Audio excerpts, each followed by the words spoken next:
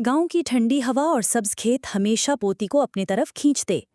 वो अक्सर खिड़की से बाहर देखकर दादाजान से पूछती, दादाजान, इन खेतों के उस पार क्या है? दादा मुस्कुराते। वो बेटी, वहां है वसी और अरीज जंगल, जहां हाथी गूंजते हैं, शेर धाड़ते हैं और परिंदे कौसे कज़ा जैसे रंग बिखेरते हैं। पोती की आंखों में चमक आ जाती।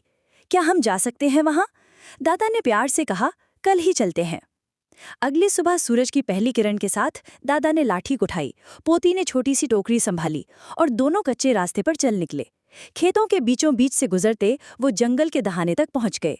सामने घने दरख्त ऐसे लग रहे थे जैसे कोई दीवार हो। पोती ने सांस भरा।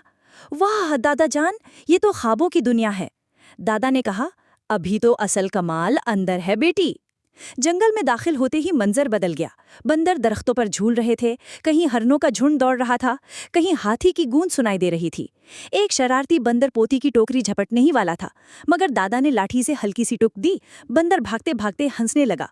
पोती कहकहा लगाकर बोली, ये तो बिल्कुल हमारे गांव के बच्चों जैसा है। दादा ने कहा, जानवर भी इंसानों जैसे हैं बेटी, कोई शरारती, कोई मासूम। कुछ आगे एक शफाफ नदी बह रही थी, मछलियां पानी में तैर रही थीं। पोती ने हाथ डाला तो ठंडक दिल तक उतर गई। वो किनारे पर बैठ गए। तभी हिरन और उसका बच्चा पानी पीने आए। पोती ने आहिस्ता कहा, दादाजान, जानवर भी माँ के बगैर नहीं रह सकते ना? दादा की आंखों में नरमी आ गई। हाँ बेटी, माँ की मोहब्बत सबसे बड़ी दौलत है। फिर वो बरगद के दरख्त के नीचे पहुंचे। साया ऐसा था जैसे सुकून की चादर हो। पोती ने आंखें बंद करके परिंदों और हवा की मौसीकी सुनी। अचानक दूर से शेर की दहाड़ गूंजी। पोती डर के मारे दादा का हाथ पकड़ बैठी। दादाजान, ये हमें नुकसान तो नहीं देगा?